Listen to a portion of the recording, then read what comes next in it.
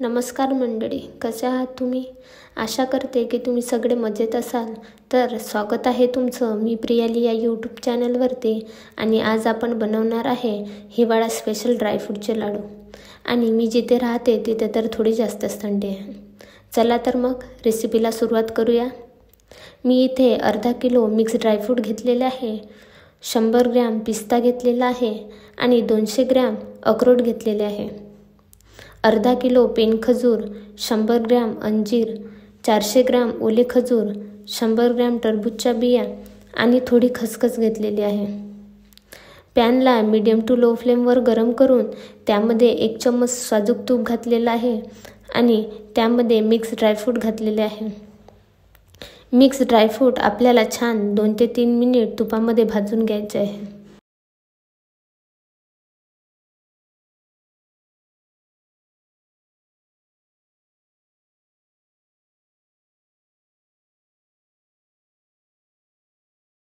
दोन ते 3 मिनिटांनंतर मिक्स ड्रायफ्रूट एका भांड्यामध्ये काढून बाजूला ठेवायचं आहे.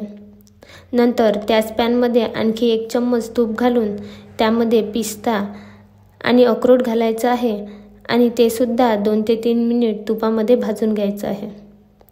इथे आपण तुपाचा कमीत कमी वापर करणार आहोत, कारण जे ड्रायफ्रूट असतात त्यामध्ये सुद्धा तेल असतं आणि जर आपण जास्त तुपाचा वापर केला तर काही दिवसांनी लाडूचा वास यायला लागतो. पिस्ता आणि अक्रोड भाजून झालेला आहे, याला पण आपण काढून बाजूला ठेवूया. आता आपण डिंक भाजून घेणार आहोत. तर पॅनमध्ये 1 चम्मच तूप घालून त्यामध्ये डिंक घातला आहे. काही जण डिंक डायरेक्टली डीप फ्राय करतात, पण आपण तसं अजिबात करणार नाही आहोत. आपण डिंकाला जितकं तूप लागेल तितकंच तूप डिंकामध्ये घालणार आहोत आणि डिंक मस्त खुसखुशीत भाजून घेणार आहोत.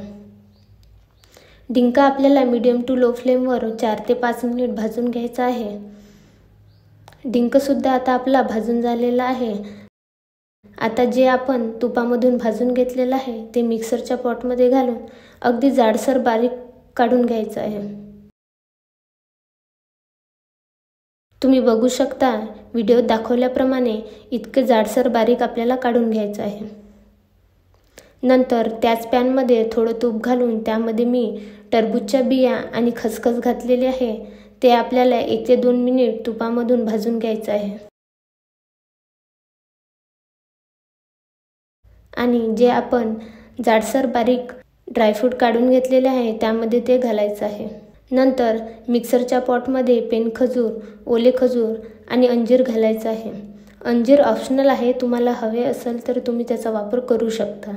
नंतर हे सगळं मिक्सरमधून फिरून घ्यायचं आहे आणि पॅनमध्ये थोडं तूप घालून त्यामध्ये पेन खजूर आपण जो बारीक करून घेतलेला आहे तो घालायचा आहे आणि ते पूर्ण सॉफ्ट होईपर्यंत पॅनवर अलटीपलटी करून घ्यायचं आहे. बघा, आता हा पेन खजूर पूर्ण सॉफ्ट झालेला आहे. तो आपण जे ड्रायफ्रूट जाडसर बारीक करून घेतलेला आहे त्यामध्ये घालणार आहोत.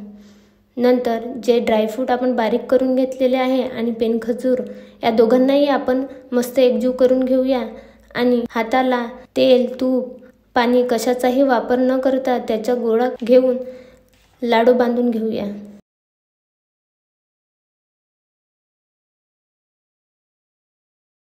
तयार आहे आपले ड्रायफ्रूटचे लाडू, ते सुद्धा जास्त मेहनत न करता.